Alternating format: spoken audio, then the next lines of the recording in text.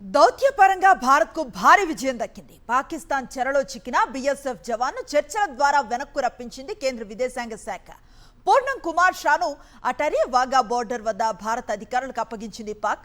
పహల్గాం ఉగ్రదాడి తర్వాత April 23న BSF జవాన్ పీకే షా పొరపాటున సరిహద్దులు దాటి పాకిస్తాన్ భూభాగంలోకి వెళ్లిపోయాడు.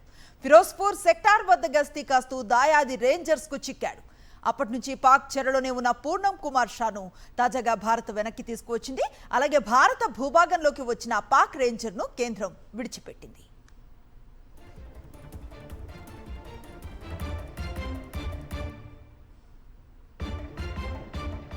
దౌత్యపరంగా భారత్కు భారీ విజయం దక్కింది. పాకిస్తాన్ చెరలో చిక్కిన బీఎస్ఎఫ్ జవాన్ను చర్చల ద్వారా వెనక్కు రప్పించింది కేంద్ర విదేశాంగ శాఖ. పూర్ణం కుమార్ షాను అటారీ వాఘా బోర్డర్ వద్ద భారత్ అధికారులకు అప్పగించింది పాక్. పహల్గాం ఉగ్రదాడి తర్వాత ఏప్రిల్ 23న బీఎస్ఎఫ్ జవాన్ పీకే షా పొరపాటున సరిహద్దులు దాటి పాకిస్తాన్ భూభాగంలోకి వెళ్లిపోయాడు. ఫిరోజ్పూర్ సెక్టార్ వద్ద గస్తీ కాస్తూ దాయాది రేంజర్స్ కు చిక్కాడు. అప్పటి నుంచి పాక్ చెరలోనే ఉన్న పూర్ణం కుమార్ షాను తాజాగా భారత్ వెనక్కు తీసుకొచ్చింది. అలాగే భారత భూభాగంలోకి వచ్చిన పాక్ రేంజర్ను కేంద్రం విడిచిపెట్టింది.